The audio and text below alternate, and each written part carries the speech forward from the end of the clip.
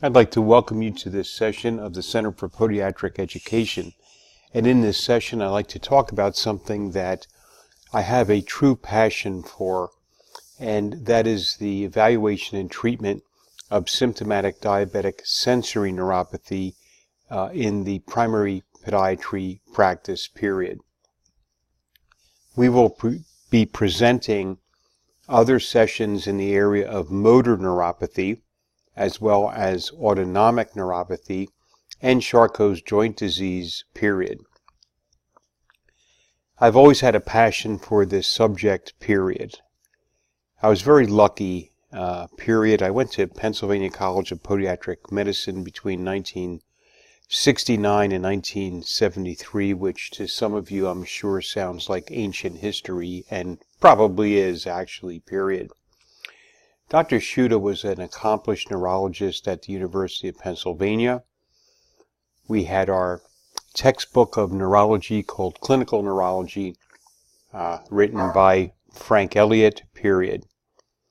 Dr. Shuda conducted his class in a manner similar to that of medicine. And I might say as an aside that I, to this day, thank God for the benefit I had of a wonderful education at the Pennsylvania College of Podiatry, period. Back then, James Bates and the faculty were dedicated to trying to bring podiatry to a level equivalent to physicians, period. And Dr. Shuda let us know that.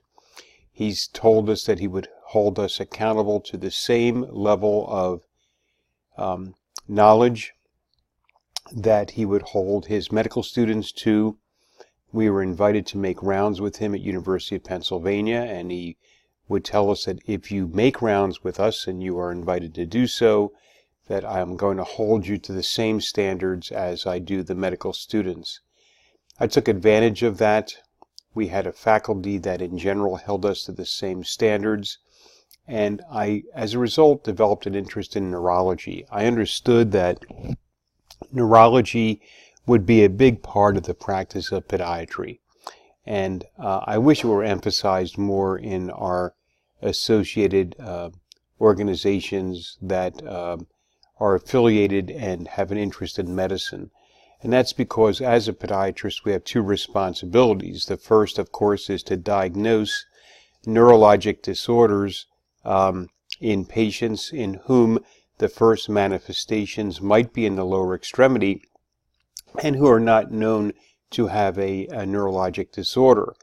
And the second would be to be familiar with the neurologic disorders in terms of their lower extremity manifestations. So if a patient presented to our office with a known neurologic disease, our job would be to be familiar with the lower extremity manifestations and be able to assist patients when they had complaints or concerns relative to their lower extremities in association with those neurologic disorders, period. Dr. Shuda used to tell us that there was a logical progression in evaluating patients with lower extremity neurologic disorders. And he said, ask yourself three questions. The first would be, is there a neurologic disorder? Yes or no? And that would be, of course, determined by your history and physical examination. The second question would then be, at what level is that neurologic disorder? Is it involving the peripheral nerve? It is involving perhaps the spinal cord? Is it a central nervous system disorder?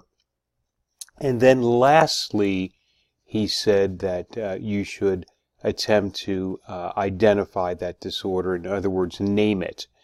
And I've always held that advice in good order. It has served my patients well, it has served me well, period.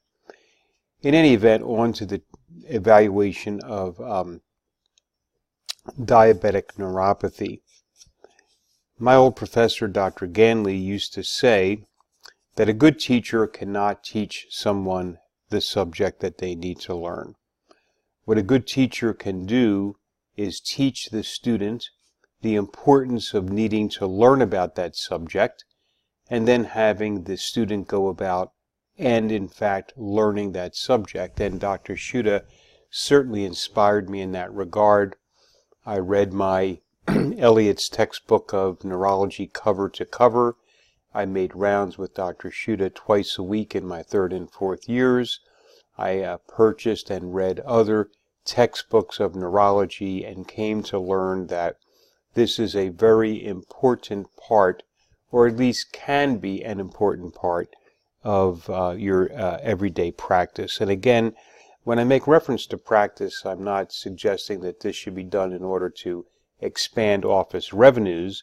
It is to help patients, and secondarily, to expand your revenues because you're doing more for people, you're treating more patients. And certainly in the area of diabetic neuropathy, we have the opportunity to do that.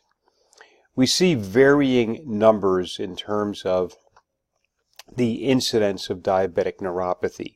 If we look at, for example, motor neuropathy, it's been shown by Anderson and his colleagues that if you were to do an ultrasound or MRI on every diabetic patient that comes to your office for so-called routine care, you would find that they have lost on average 50% of the intrinsic musculature of their feet.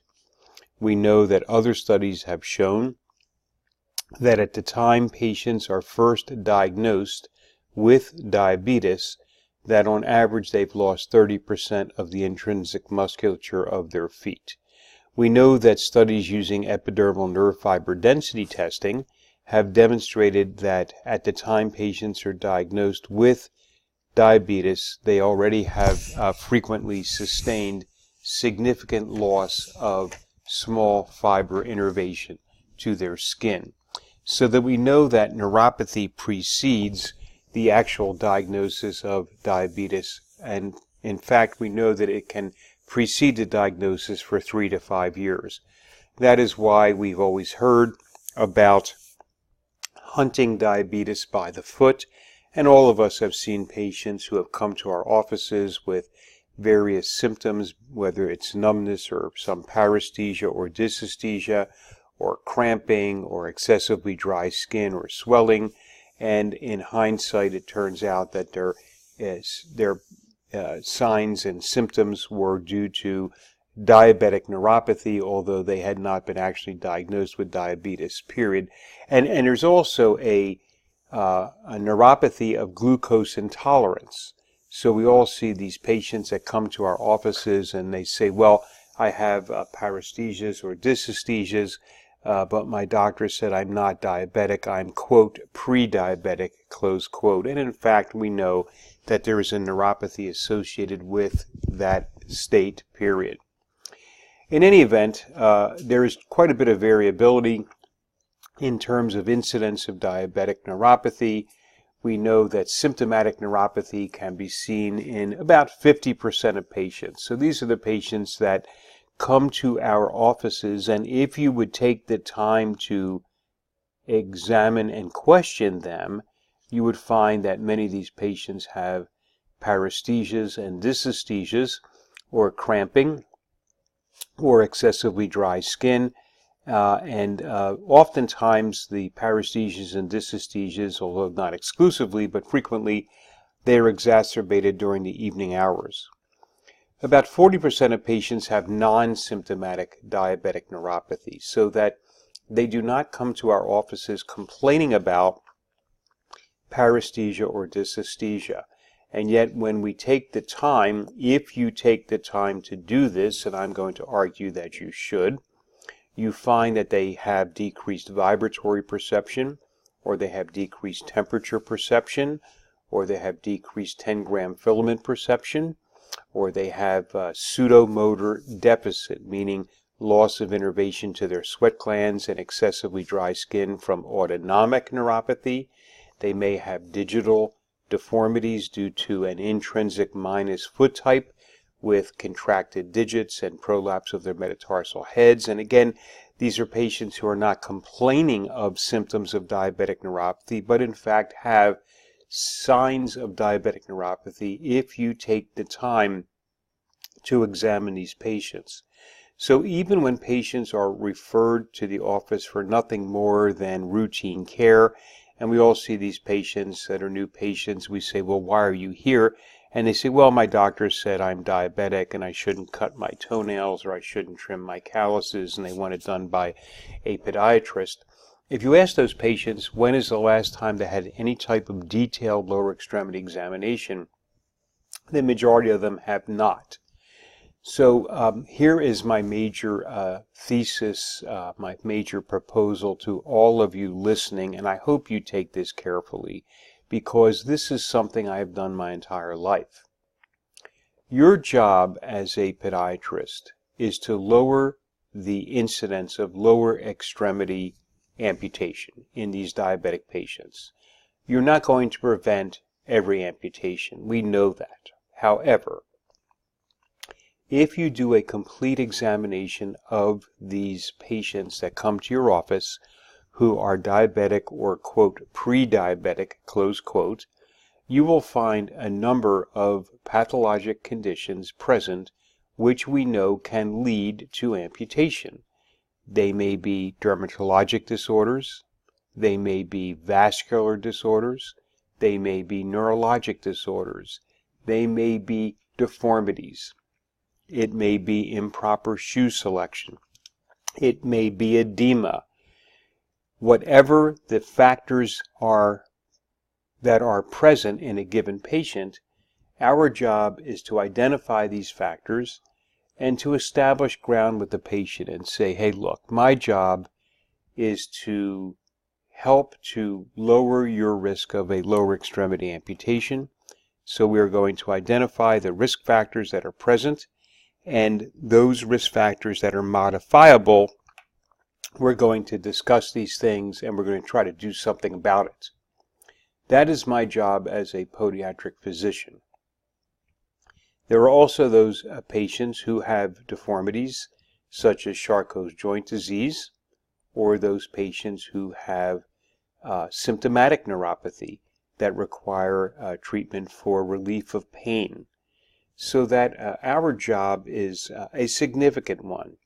And I would argue that even patients who come to your office for, quote, routine care, close quote, that the majority of these patients should be evaluated and treated for additional significant pathology that can result in lower extremity amputation, and that you should be charging an office visit, utilize your 25 modifier, in addition to their, quote, routine foot care period. And I'm not suggesting that debridement of fungus toenails or slant back techniques on ingrowing toenails or skin care, reduction of calluses and so forth is not important in and of itself. But what I am suggesting is that many patients have comorbid conditions that legitimately have been identified as risk factors for limb loss, and that you should be taking an active role in identifying these these conditions, discussing these with your patients, and then interdicting to reduce the risk of amputation. I remember when I started practice over 40 years ago now, there was really only one major textbook dedicated to the subject of diabetic neuropathy, and now we see textbook after textbook after textbook addressing the subject of not only peripheral neuropathy, but other manifestations of diabetic neuropathy, gastroparesis, diarrhea, neurogenic bladders, cardiac neuropathic changes, particularly associated with autonomic neuropathy, and so forth. So this has become an expanded area of interest. We have seen an expansion of interest in this by the pharmacologic industry. Now, in assessing patients for symptoms and signs of diabetic neuropathy, one of the things we need to do, if you're not doing it already, is expanding your thoughts about that patient that's in front of you. Typically, we think about diabetic neuropathy as being primarily sensory in manifestation. So we look for things such as numbness and tingling and prickling sensations and burning pains and shooting pains, allodynia and so forth and so on. However, many of the patients who come to your office with neuropathy do not have symptoms. They have signs, but they're unaware that they've lost feeling. So, for example, they have decreased temperature perception, but unless someone tests them for that, they do not know that they have decreased temperature perception. Now, you could do this quantitatively if you wish, and certainly that would probably represent some ideal standard somewhere, and I'm sure that the academics would want to know exactly what temperatures the patient cannot perceive. I, like you, am in everyday clinical practice, so what I do is I pick up my tuning fork, my 128 tuning fork, and I hold it on the pulp of the patient's toes, their great toe, and on each side I say warm or cold. You would be surprised how many patients cannot tell you that that tuning fork is cold, and yet if you hold it proximally on their foot or on the back of their hand, they'll immediately identify that tuning fork as being cold. So the purists out there would say, well, that's not quantitative, Dr. Jacobs, and that's not an exact measurement, and I'm with you 100%, but I'm also in private practice and charged with seeing a number of patients every day.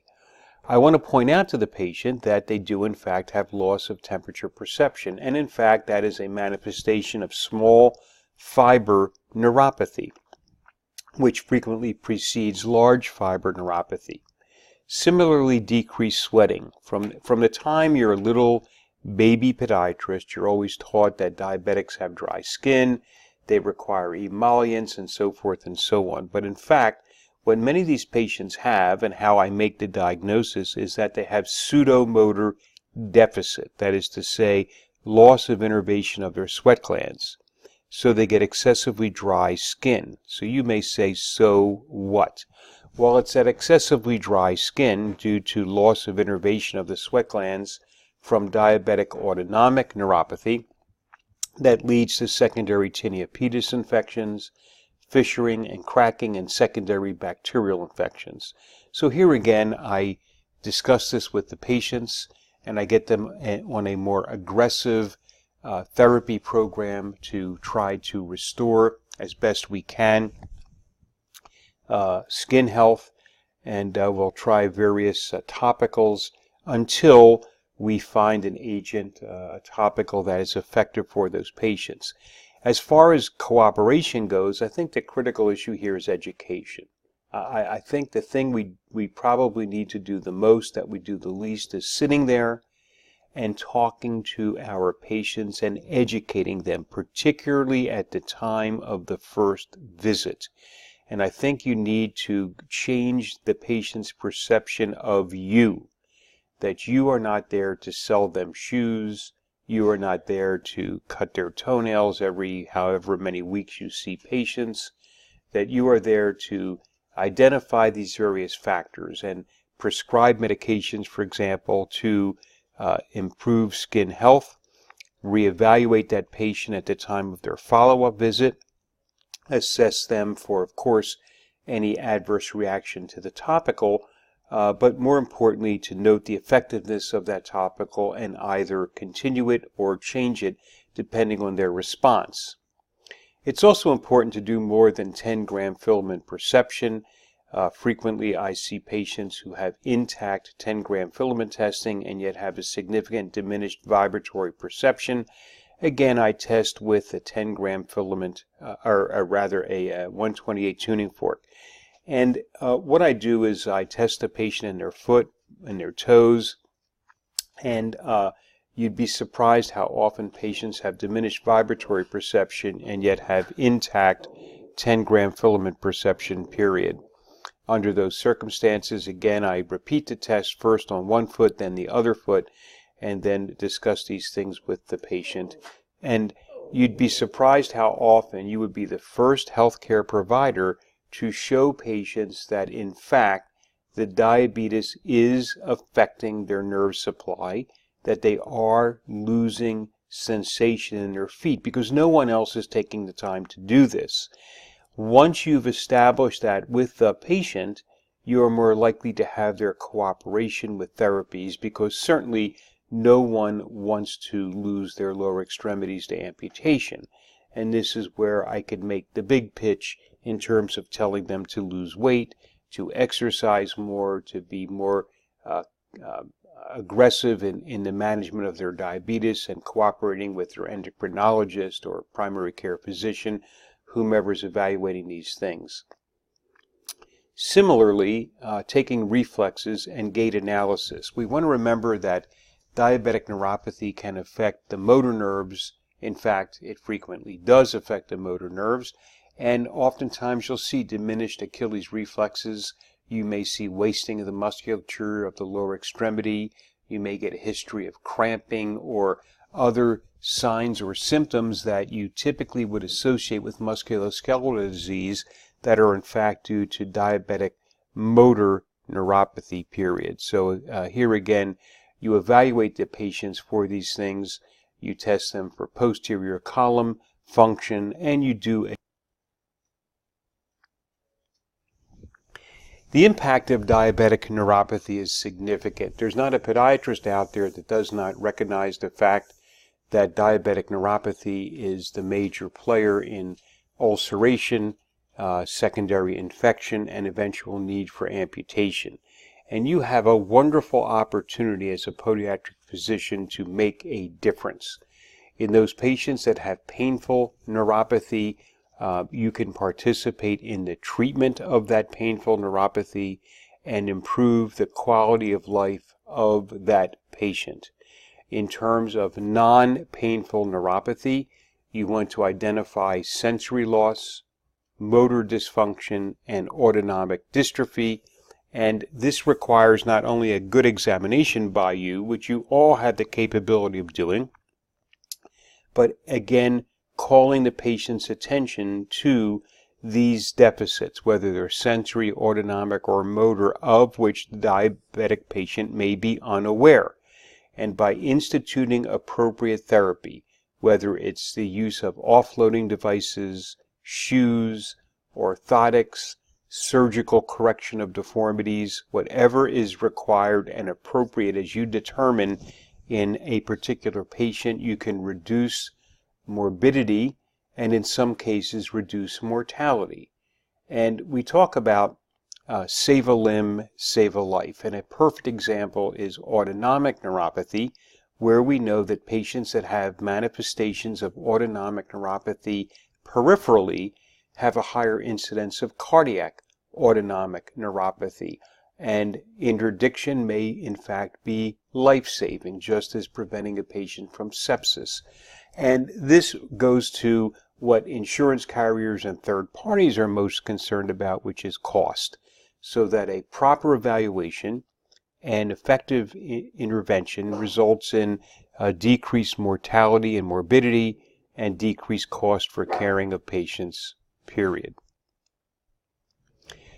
Looking at general protocols, at least that I would recommend, number one is establishing neuropathy's presence, whether it's sensory, motor, or autonomic. Exclude non-diabetic causes, and at times we may have, for example, drugs that are causing the neuropathic symptoms. Maybe the patient's on chemotherapy, perhaps they have spinal stenosis or a diagnosed lumbosacral compression syndrome.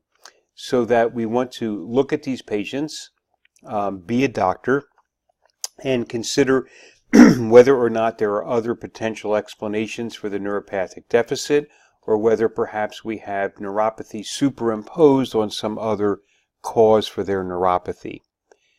Always consider the possibility of peripheral arterial disease, particularly when we get down to the digital level, because we know that some patients can even have palpable pedal pulses and have significant small vessel disease.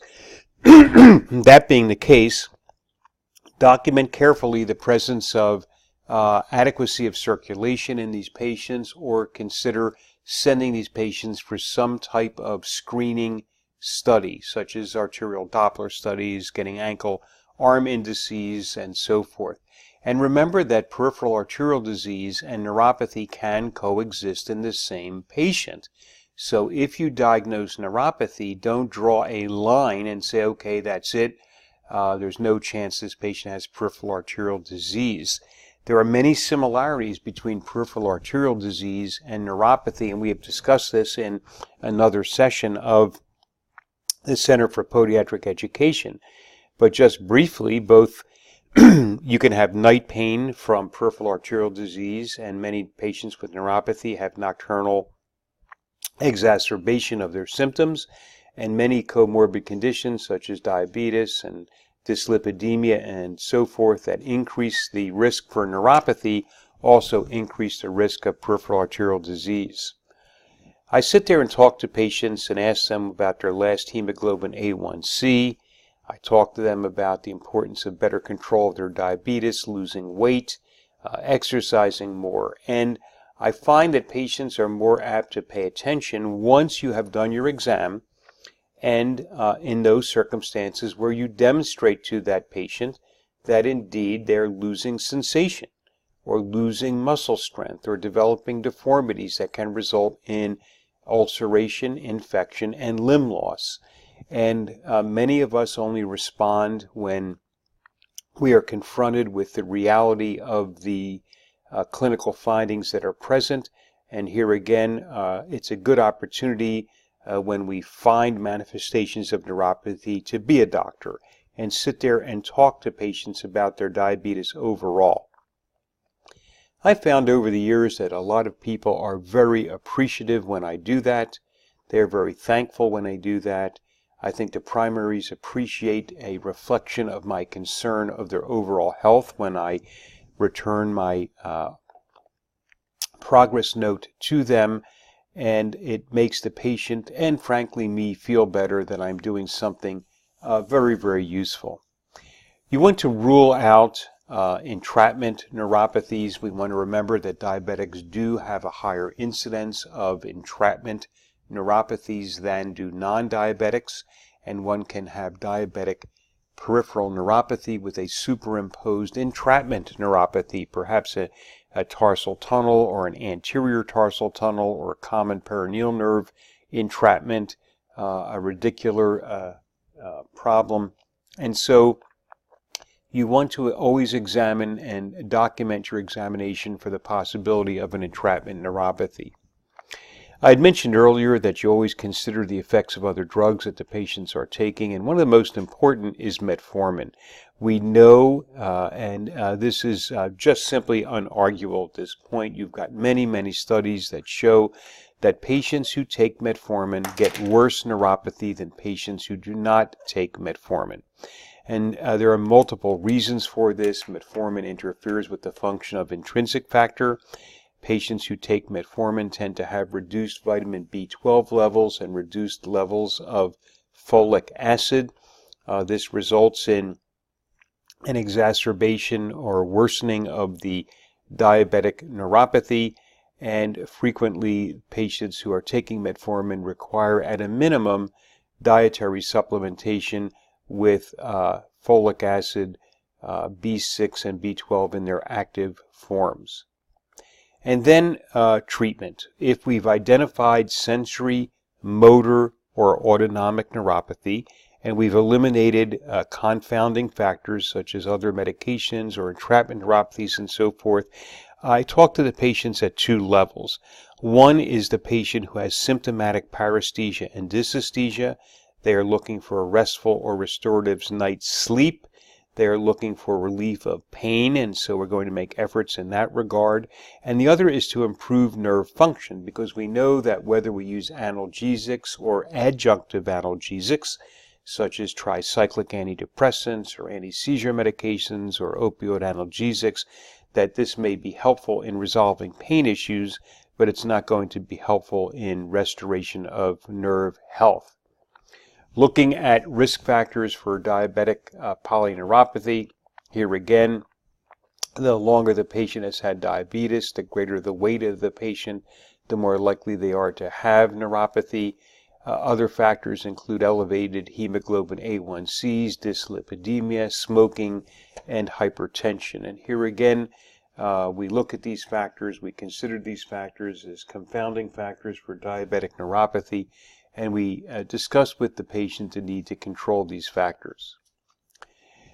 Many times, diabetic neuropathy starts as small fiber neuropathy, and we've been taught a good deal in podiatry regarding epidermal neurofiber density testing, which is an effective means to diagnose small fiber neuropathy. You want to remember that electrodiagnostic studies, that is to say nerve conduction studies, are a measurement of large fiber neuropathy. So we have patients that come to our office and they tell us that they have various signs or symptoms, but that it's not neuropathy because they've undergone electrodiagnostic studies which were, quote, normal, close quote, period. So keep in mind that many of these patients have small fiber neuropathy. That small fiber neuropathy frequently precedes large fiber neuropathy, and that if a patient has a disease with which small fiber neuropathy is known to be associated, and if they have electrodiagnostic studies which were negative, and if you have signs and symptoms suggestive of small fiber neuropathy, then one good way to make the diagnosis is by epidermal neurofiber density testing. And also keep in mind that patients develop this neuropathy at times during those periods when they're diagnosed as being, quote, pre-diabetic, having impaired glucose tolerance. Remember also that small fiber neuropathy can be associated with a number of other conditions, and there are many. This can include the patient with chronic renal disease, which of course is not unusual in the diabetic patient. Patients with low thyroid function, something that's commonly encountered in our practices. We have patients who are undergoing chemotherapy or have a malignancy, and here again we know that neuropathic symptoms can be a first manifestation of an occult malignancy. We can have neuropathy due to nutritional deficiencies, and we're not talking about patients that have classic, manifestations like a classic pellagra or scurvy. But the fact that vitamin deficiencies are rather common in the United States. We want to look at a list of the drugs that the patient is taking because we know that frequently these drugs can have neuropathy as a side effect. One of the commonly missed causes of neuropathy is alcohol abuse, including the elderly who come to our office and seem like nice patients, and it never occurs to you that they are capable of abusing alcohol, which in fact they can be doing. And don't forget that patients can have manifestations due to low back disease. Remember that neuropathy and vascular disease can coexist in the same patients with similar signs and symptoms. And again, don't fall into the trap of determining that a patient either has vascular disease or neuropathy. There are patients who have, in fact, both neuropathy and vascular disease. With regard to this issue of impaired glucose tolerance, in my practice anyway, this is extremely common. So these are patients who have a hemoglobin A1C that is lower than established normals for the diagnosis of diabetes, but have a hemoglobin A1C that is higher than, quote, normal, close quote. And many of these patients do in fact have a neuropathy associated with impaired glucose tolerance. I do discuss this with the patients when I make the diagnosis of neuropathy in the, quote, pre-diabetic, and I include that in my note back to the primary care physician. And we do know that for example, looking at testing such as epidermal nerve fiber density testing, that patients that have metabolic syndrome that are, quote, pre-diabetic show loss of small fiber innervation in their skin. And there are many such studies that support the proposition that patients develop neuropathy commonly before the actual diagnosis of diabetes itself. If we look at age and glucose tolerance, as you'd imagine, here again, as patients get older, when they have diabetes for more years, when you're diagnosed with impaired glucose tolerance, the incidence of neuropathy increases substantially. We also know that many patients have functional B12 deficiency who are diabetic. And while we most commonly see this in the patient taking metformin, we not uncommonly see this even in patients without taking metformin. And these patients don't get a classic, megaloblastic anemia. In fact, many of these patients seemingly have a normal B12 level, but have functionally a B12 deficiency, so that if we were to order testing to evaluate patients for markers of B12 deficiency, such as methylmalonic acid, we find that these patients have elevated levels. So there are a number of patients that respond substantially to rather simple measures, such as adding B12 to their diet. Now, in that regard, I would like to remind you that there are many patients in the United States who require the active form of B12, that means methylmalonic acid. But B12 deficiency, either quantitative or qualitative, meaning functional B12 deficiency, is common in elderly patients, and it is common in patients with diabetes. It is, when present, going to cause neuropathy in greater than 6 out of 10 patients. And the simple addition, here's something anyone out there can do, the simple addition of vitamin B12 to their diet can result in a reversal of signs and symptoms in those patients. Oftentimes, diabetic neuropathy and other neuropathies start as small fiber neuropathy. These are the unmyelinated or small fibers with minimal myelinization, so that frequently the first manifestations of neuropathy are autonomic. This can include, in the lower extremity, dry skin with loss of sweating. It could also include edema with lack of innervation of the veins and loss of sympathetic innervation of the veins, so that we lack venoconstriction, and so we have this entity of diabetic autonomic neuropathy manifesting as neuropathic edema. And I would refer you back to our session on autonomic neuropathy for a more detailed discussion of this. So excessively dry skin, which I diagnose as pseudomotor deficit, can be a first manifestation. Loss of temperature perception, again, an early manifestation, and then loss of pain. When we get into things such as 10-gram filament, vibratory and joint position sense, or motor neuropathy, we start blending into more large fiber neuropathy, and these are typically later manifestations of neuropathy. So many patients don't know that they've lost temperature perception. They don't know that they have autonomic neuropathy. They don't know that they have motor neuropathy. It is your job to do a proper examination, identify these at-risk patients, educate them, and try to initiate appropriate therapy to minimize the risk.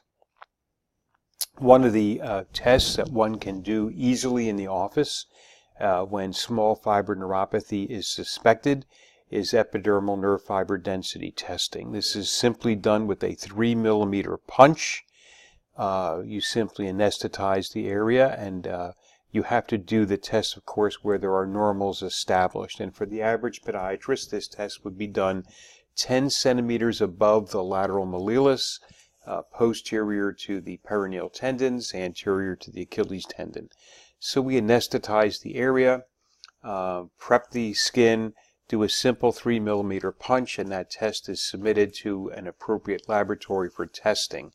And they're going to take that piece of skin, and they're going to utilize an antibody against a surface protein on the nerve, and a dye will be attached to that antibody, and you're going to literally outline the nerves in that 3 millimeter punch of skin, and you're going to count them. and we have normals established for 10 centimeters above the lateral malleolus. We have normals established over the short extensor muscle belly, distal thigh, and a proximal thigh if one needs that additional information. But typically, all that's required really is a single or double 3 millimeter punch, 10 centimeters above the lateral malleolus. Another test that can be done is utilization of the same 3 millimeter punch, but instead of doing an epidermal nerve fiber density test, one can look at innervation of the sweat glands. And as I mentioned earlier, innervation of the sweat glands is one of the earliest, if not the earliest, manifestations of diabetic small fiber neuropathy. This is from Therapath Labs, and on your left is a normally innervated sweat gland, and you can see the nerves outlined, again with a dye attached to an antibody to a surface protein of the nerves, and to your right you see a denervated sweat gland. And this is actually one of the earliest manifestations of diabetic neuropathy. So your typical workup is to listen carefully to the patient and take a good history. Don't just use your drop-down notes and not really do a proper history. Do a proper examination. And at a minimum, this is going to include a sensory examination, motor examination, evaluation for autonomic function, reflexes. There are many standards that one can employ. I think for screening for the average podiatric physician, the modified neuropathy disability score is more than adequate. And in most cases, advanced diagnostic studies are not required to make the diagnosis of a neuropathy, so that we will go ahead and check the Achilles tendon reflexes and we grade them as present or absent. We're going to use a 128 tuning fork and again evaluate these as being normal or abnormal. We're going to check for temperature perception, and again I use my tuning fork to see if the patient can tell if it's cold. You can measure this in any number of ways that you find appropriate and convenient. And we're going to check a pinprick on the tip of the toe, and again evaluate this as normal or abnormal. So typical examination, at least in my office, will include a 128 tuning fork examination, 10-gram filament, pinprick, check of ankle reflexes, and it has been shown that just doing these simple testing measures can detect neuropathy with an 87% sensitivity. So you don't need to spend a lot of money. You don't need to do advanced testing in the majority of patients. Now, if you require advanced testing, there are any number of tests that one can employ. This is certainly not a complete list. So if you wish to quantify the extent and nature of the neuropathy, you certainly have any number of testing devices and testing schemes that you can follow to do this. We want to remember above all that diabetes is a metabolic disorder.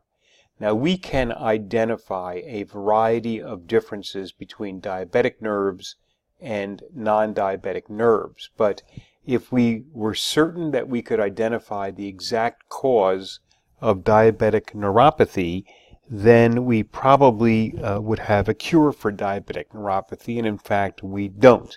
So we can identify differences between the diabetic nerves and the patients who don't have neuropathy, but how operative they are as a cause and not an effect is difficult to quantitate. For example, we know that diabetic nerves have decreased myoinositol, and myoinositol is required for electrolyte flux across neural membranes, and sometimes the supplementation of diet with inositol will help some patients. Glycated end products. We know that in the presence of hyperglycemia, we have non-enzymatic glycosylation of nerve proteins. So this alters nerve structure by altering nerve protein structure. It makes these proteins inefficient.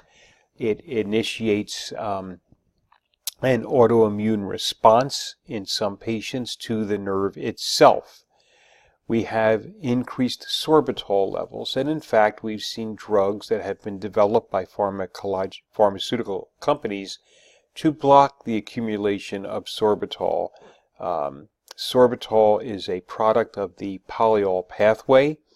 We know that normally insulin is required to drive glucose into cells. However, certain tissues, such as nerve tissue, do not require insulin to absorb glucose. Glucose is a highly charged molecule, and when it's absorbed by these cells, the polyol pathway is activated. This converts the glucose into sorbitol. Sorbitol is a large molecule, and it causes unfortunately, a flux of fluids into the nerve and is responsible for swelling of the nerve and nerve injury. We see increased fructose levels in neural structures in patients that have diabetic neuropathy. We know that patients with diabetic neuropathy frequently have decreased nitric oxide levels. Now, nitric oxide is a vasodilator, as you know. It is made by the coupling of arginine and oxygen. Arginine donates a nitrogen to couple with oxygen to make nitric oxide. This is synthesized in the nerve tissue, or rather in the vascular supply to the nerve tissue, and it causes vasodilation by affecting the tunica media. Now, in the absence of nitric oxide, blood supply is decreased to nerves, and we have essentially a form of ischemic neuropathy. Again, this has been proposed as a significant mechanism operative in patients with neuropathy. So we have a variety of metabolic disorders accounting, or potentially or theoretically accounting, for diabetic neuropathy. All of these proposed bases for diabetic neuropathy have a common pathway, and that is to say, when all is said and done, they result in microvascular insufficiency and dysfunction of the nerve. So in a sense, all of these are a form of ischemic neuropathy, regardless of which pathway one wishes to choose. So what do you as a podiatrist do? Well, the first thing we do is talk to patients about proper management of their diabetes, exercise, weight loss. Then the question becomes, is the patient symptomatic, or do they have non-symptomatic neuropathy? And of course, non-symptomatic neuropathy is critical. If you think about the worst problems we see in our diabetic patients, infected neuropathic ulcers, Charcot's joint disease, the problems that frequently lead to amputation, these are not patients who typically complain of paresthesia or dysesthesia. These are patients who are not symptomatic, and we discover by our careful examination that you're all now going to do, we discover the presence of their neuropathy, and we demonstrate that to the patient, and we talk to them about it. So the question becomes, are we treating pain, or are we treating non-symptomatic neuropathy in an effort to try to interdict the progression of the neuropathy and possibly even reverse that to some extent? And oftentimes the therapies are combined. And I explain to patients that treating the pain, treating their paresthesia or dysesthesia, is a life quality issue, but at the same time, we want to make efforts to try to reverse the neuropathy and or at least stop the progression of the neuropathy. So my overall objectives are listed here. The first is to make the diagnosis, then to treat the pathology and treat the symptoms.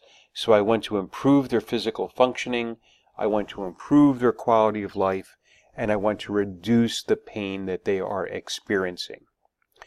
Now, looking at therapy, therefore, what do I do? And some of you out there will be more or less comfortable in handling some of the medications that are required, and that's understandable. But there are certainly things you can do that are safe and that are effective in many patients.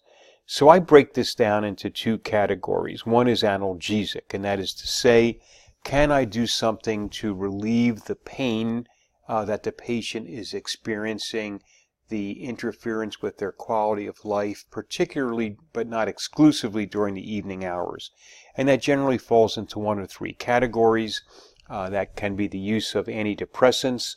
Classically, we speak about tricyclic antidepressants. However, increasingly, we've been using epinephrine reuptake inhibitors or anticonvulsants or opioid analgesics. We also want to look at remittive therapy. So if I'm treating the patient for pain, I let them know that this is going to do nothing to restore nerve health, and that the restoration of nerve health involves control of the diabetes, and it involves nutritional therapy concurrently with their analgesic therapy. If the patient has non-symptomatic neuropathy, and by non-symptomatic I mean they're not complaining of pain, but they may very well have manifestations of motor or autonomic neuropathy, in those patients I employ a variety of nutritional therapies, period. Now, in order to get the patient to cooperate and making the investment in time and money that's required, I have always believed, and I continue to believe, that the key is, number one, doing a proper examination. Number two, establishing yourself as a doctor. And number three, educating the patient. And I think that is the most critical, important thing you can do. When you educate the patients, when you demonstrate what's going on, when you talk to them about your job in trying to prevent them from the eventuality of an amputation, I find that patients are much more likely to be cooperative and do the things that are required. With regard to nerve health, what I call remittive therapy, I recommend, of course, and stress exercise, weight loss, better control of diabetes, and then a variety of agents that many of you would probably feel comfortable using, such as alpha-lipoic acid, carnitine, B-complex, particularly folic acid in its active form, L-methylfolate, B6 in its active form, and methylcobalamin and vitamin D. So to me, the key is, number one, education of the patient. Number two, when we're using drugs such as gabapentin or amitriptyline or nortriptyline or pregabalin, this type of thing, we generally start at a lower dosage because these drugs can have considerable side effect profile. So I start the patients at a lower dose. I explain to them that I'm starting them at a lower dose, and I gradually titrate the dosage up as required until I either get an effective dose or adverse reactions, sequela, cause me to have to discontinue the medication.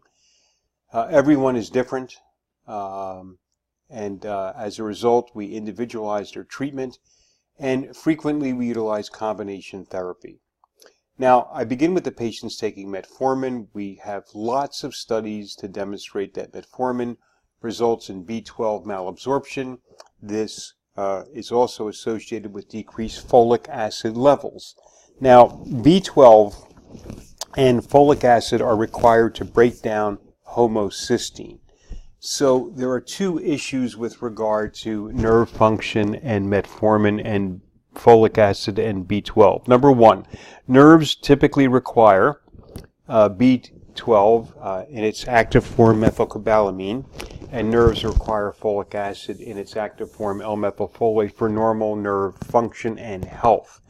And so directly, metformin results in malabsorption of B12, malabsorption of folic acid, and results in abnormalities in nerve function because of that. The secondary mechanism is increased homocysteine levels. We know that B12 and L-methylfolate, the active form of folic acid, are required to demethylate, to remethylate and transsulfurate homocysteine and break it down. Homocysteine is a non-essential amino acid. It blocks the coupling of nitrogen donated by arginine and oxygen to form nitric oxide. So when patients have elevated homocysteine levels, their nitric oxide levels go down, their nerves receive less blood supply, and this is a secondary effect of B12 and folic acid malabsorption, resulting in increased neuropathy. It's one of the mechanisms by which we can explain the fact that patients who are on metformin have worse neuropathy than patients who are not on metformin. And we know that the administration of B12 and the administration of folic acid in its active form, L-methylfolate, can help to reverse this, so that in any patient that I see who is taking metformin, I will initiate therapy to compensate for the effects of the metformin by prescribing L-methylfolate, B6 in its active form, and methylcobalamin, B6 being pyridoxal 5-phosphate. And it is surprising how many patients will experience a reversal of their paresthesia or dysesthesia, or even their numbness, at times cramping, or even autonomic neuropathy associated manifestations with the simple addition of this to their diet. Another study published in Diabetes Care, again showing the severity of neuropathy to be worse in diabetic patients who are taking metformin than patients who are not taking metformin. So there seems to be no issue that metformin worsens patients' neuropathy. And I explain this to patients. I'm very careful to say, hey, look, we know that metformin is a commonly employed biguanide. It's typically one of the first medications used to treat neuropathy in patients who are overweight, have normal renal function. And I explain to them that while they need the metformin, any medication, including metformin, can result in side effects. And once I demonstrate the neuropathic changes in their feet, then I find they're more cooperative to participating in trying to reverse that. Here again, as I mentioned earlier, we know that B12 deficiency is common even in patients not taking metformin, and very, very common in the diabetic patient. And the simple administration of B12 can be utilized to reverse diabetic neuropathy.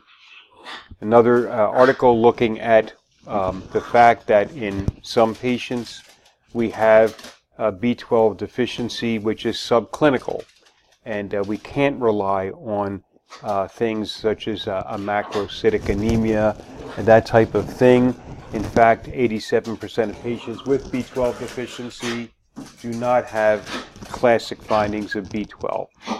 Yet another study in Diabetes Care, again looking at the fact that because of the interference with intrinsic factor and because of the decreased absorption of folic acid and the decreased absorption of B12, patients who take metformin have elevated homocysteine levels. This interferes with vascular supply to the nerves and exacerbates their neuropathy. So that here's a simple measure that all of you can do, adding L-methylfolate, the active form of folic acid, pyridoxal 5-phosphate, the active form of B6, and methylcobalamin, the active form of B12. Simply adding that to the patient's diet, that in and of itself will help to reverse the effects of metformin and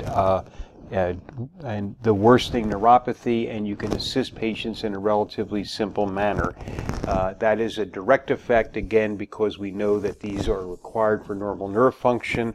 And again, don't forget that the remethylation of homocysteine and the transsulfuration of homocysteine are dependent on L-methylfolate, B6, B12. Many of our diabetic patients also have decreasing renal function. Homocysteine is cleared by the kidneys. And again, you want to remember that homocysteine is a corrosive, it's an atherogenic agent. It affects not only nerve function but wound healing. It is a non-essential amino acid, and we want to lower homocysteine levels as much as possible to improve vascular supply to the nerves. Alpha-lipoic acid is a supplement that, again, is safe to administer. It is something that a podiatrist can feel comfortable administering. It is an antioxidant, and there are many studies, such as the classic Nathan study, which was a 4-year study showing improvement in neuropathic symptoms simply by adding alpha-lipoic acid to the patient's diet. Now, as far as dosage goes, we want to administer 600 milligrams of alpha-lipoic acid daily. We can go as high as 1,800 milligrams per day. It's generally well tolerated by patients. Generally, side effects are not an issue. And again, here's a simple thing that anyone listening can do for their patients. It is safe, and in some patients it will be helpful in reversing neuropathic symptoms. And there are many, many papers that have demonstrated the effectiveness of alpha-lipoic acid. Again, the key is to administer this at a proper dose, minimum of 600 milligrams daily, up to 1,800 milligrams per day. Lots and lots of these papers. It's also been shown that alpha-lipoic acid can be helpful in reversing motor neuropathy. So there are some patients that may have cramping or weakness that may improve with the administration of alpha-lipoic acid. Vitamin D. Here again, most of us think about vitamin D in terms of bone health, appropriately so, but we know that in some patient populations, particularly minorities, especially Hispanic Americans and African Americans, vitamin D deficiency is not at all uncommon and can be participating in causing, be an initiating factor, an etiologic factor in neuropathy. And in some patients, the simple administration of vitamin D to the diet will help some patients. Now here again, I'm not suggesting you're going to treat all neuropathy patients with vitamin B complex or with vitamin D or alpha-lipoic acid and get them all better. What I'm saying is there are a percentage of patients who indeed will improve with these relatively simple measures. Another common supplement that may be helpful is acetyl L-carnitine. Now here again, we want to administer a proper dose, typically 1 to 2 grams per day, to reverse neuropathy symptoms in our diabetic patients. Acetyl L-carnitine has been shown to be associated with improved vibratory perception and improvement in nerve fiber regeneration. So these studies have been done. They've been published in legitimate journals. Here's another study looking at patients receiving 2 grams of acetyl L-carnitine daily and utilizing nerve conduction studies. Improved nerve conduction studies have been demonstrated, almost 40% reduction in pain. And so here again, a simple measure using a supplement that can be helpful in any number of patients, utilizing a Medline search of articles published between 1966 and 2008, utilizing 2 to 4 grams daily, decreased pain, improved electrodiagnostic studies, which is a quantitative measure, nerve regeneration in 1 study. So there are those who have recommended the use of acetyl L-carnitine early on in the diagnosis of diabetic neuropathy. Even more studies, again, looking at 2 to 4 grams daily with decreased pain, increased nerve regeneration, increased vibratory perception. Lots of these studies. This was an important one looking at 2 grams per day of L-carnitine, showing reversal of cardiac autonomic neuropathy as well as peripheral diabetic sensory neuropathy symptoms, and improvement on nerve conduction study as well as EKGs. As far as classic medications go for the treatment of neuropathy, not everyone is going to be comfortable utilizing these medications. I happen to write for a lot of tricyclic antidepressants, anticonvulsants, the serotonin norepinephrine reuptake inhibitors, and opioids. Most patients require 2 medications for diabetic neuropathy if they have symptoms, and I discuss that with patients. So at a minimum, my patients are going to require supplements and or vitamin therapy in an effort to improve nerve health, and are going to require analgesics to improve their symptoms. So why would patients return to your office saying I'm not better? Well, the first is poor diabetes control, and I discuss with them their A1C, their diet, and I let them know that so long as their diabetes is not under good control, we're going to have limited ability to control their symptoms. And it is important to let them know that. And again, I think patients appreciate the honesty, and I think they are more cooperative when they realize you're on their side, but you're being sort of brutally honest with them. Reevaluate that patient to make sure you haven't perhaps underestimated the extent of their vascular disease. Sometimes you have the right medication, but too low a dose. For example, even with supplements such as L-carnitine, you may want to increase that dosage over 2 grams per day. You may want to increase their alpha-lipoic acid beyond 600 milligrams. But when using drugs, whether they're antidepressants or anti-seizure medications, you may have simply an inadequate dose. You want to reevaluate that patient for the possibility that they have an entrapment neuropathy. Perhaps they have a tarsal tunnel or a common peroneal nerve entrapment or a deep peroneal nerve entrapment or some unappreciated entrapment.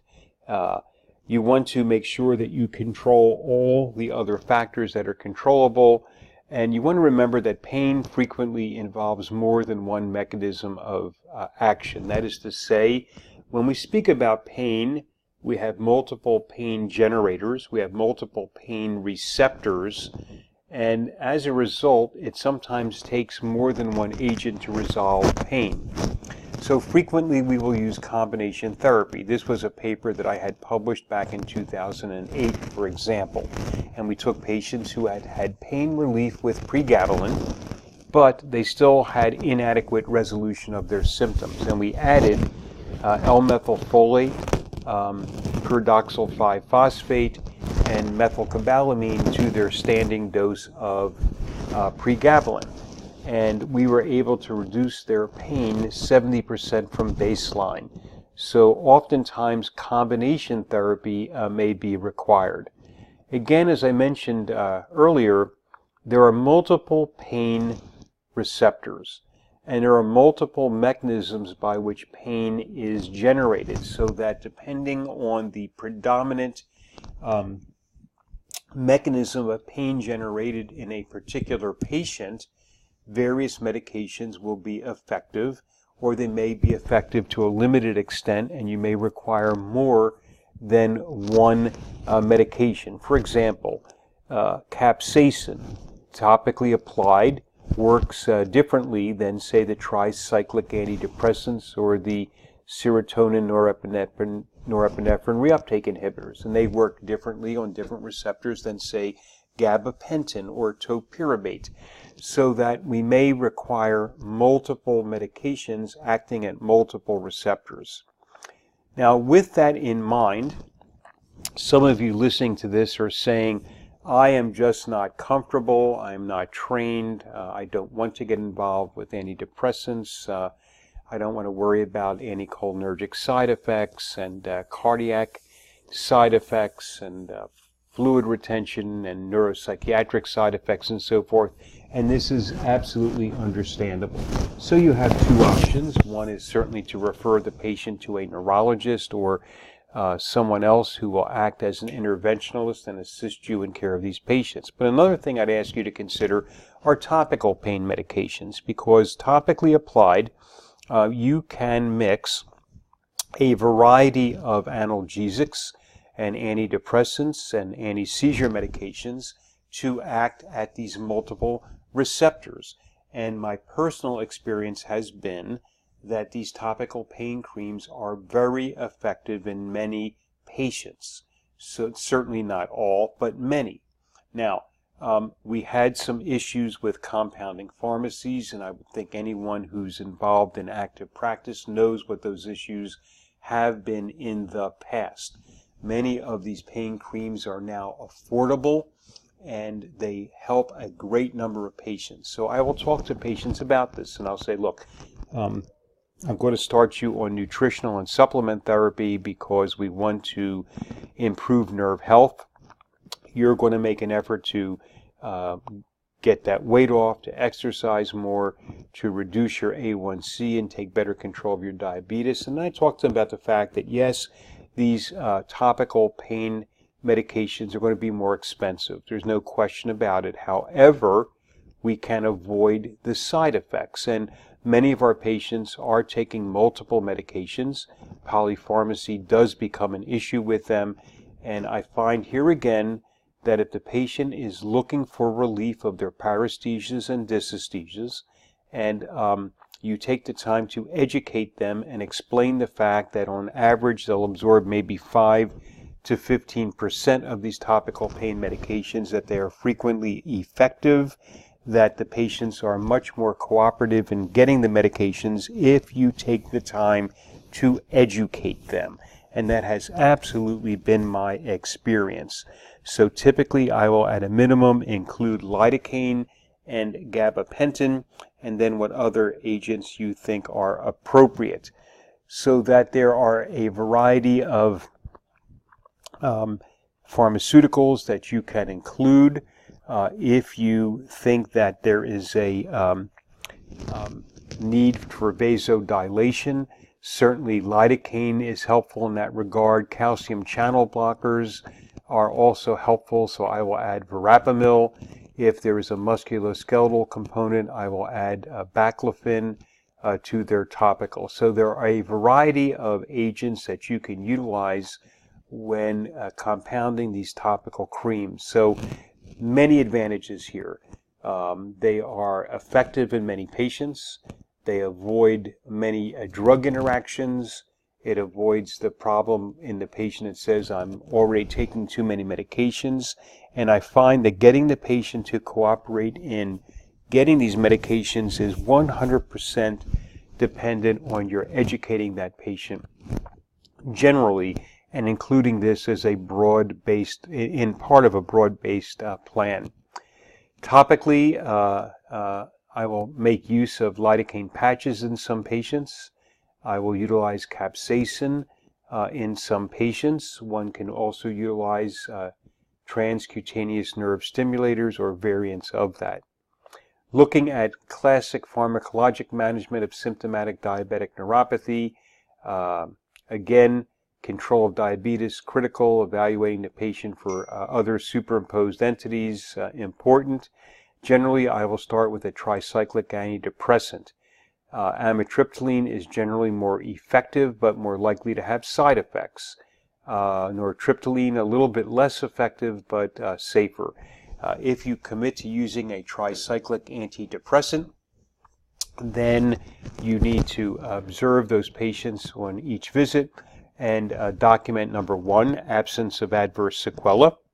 So we want to check them for anticholinergic side effects. We want to ask them about palpitations, any cardiac symptoms.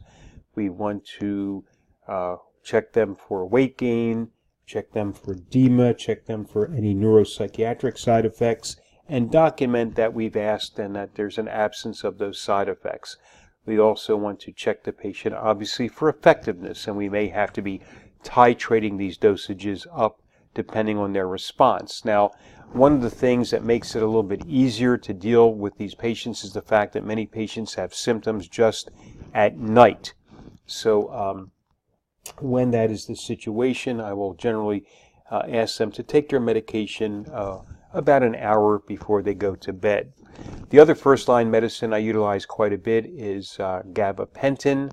It is cheaper than pregabalin, obviously. Gabapentin can, as any anticonvulsant, have side effects including drowsiness and dizziness and incoordination and difficulty thinking and so forth. So when you place a patient on gabapentin, it's important to commit to evaluating them for those potential side effects. I generally start at a low dose and gradually titrate the dose upwards. It's surprising how many patients seem to do well at a relatively low dose of gabapentin. As far as more expensive medications such as pregabalin or serotonin norepinephrine reuptake inhibitors, generally from my own use, I use these as second-line drugs in patients that don't respond to traditional medications, including antidepressants or anti-seizure medications. Then I tend to look at some of the opioid or opioid-like drugs. I think it's important in this day and age to document a compelling reason to be using these medications, meaning significant symptoms and failure to respond to alternative therapies. So it is not uncommon for me to use tramadol or other opioid-like agents. The American Academy of Neurology has recommended typical doses for medications, again, typically utilized. So for antidepressants, amitriptyline, anywhere from 25 to 100 milligrams per day, duloxetine, which is of course a serotonin norepinephrine reuptake inhibitor, 60 to 120 milligrams per day, venlafaxine, again a serotonin norepinephrine reuptake inhibitor, anywhere from 75 to 225 milligrams per day. Gabapentin, generally anywhere from 900 to 3600 milligrams per day. Pregabalin can be used in rather high doses when necessary. Again, topical capsaicin, tramadol can also be utilized. As far as recommendations from the American Academy of Neurology and from, I think, rather well-known people such as Andy Bolton, if you do have localized pain, you can start with a lidocaine patch. If not, then move on to a tricyclic antidepressant. If there are side effects to the tricyclic or you're unable to utilize a tricyclic, consider a serotonin norepinephrine reuptake inhibitor, and moving on from there to the antidepressants or analgesics. And don't forget that TENS units can also be utilized. And again, I will remind you to make sure you're evaluating patients for the possibility of an entrapment neuropathy.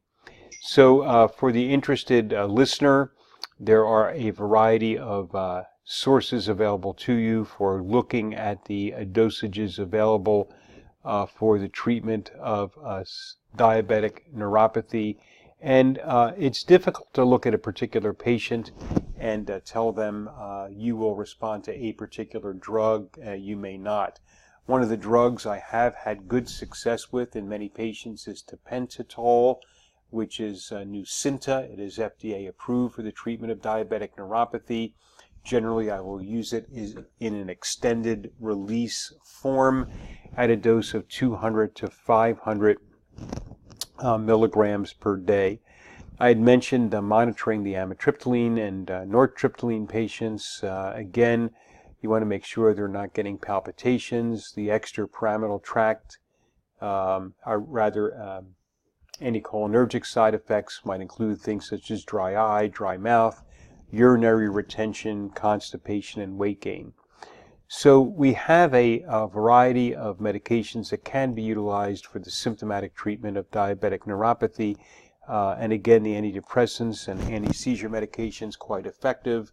And the opioid and opioid-like medications utilized in patients who have not responded to other agents and who are having very significant symptomatology. And again, not everyone listening is going to be comfortable prescribing these medications, and they may want to refer them out for pain management. So lots of therapies that are available to you for the treatment of diabetic sensory neuropathy.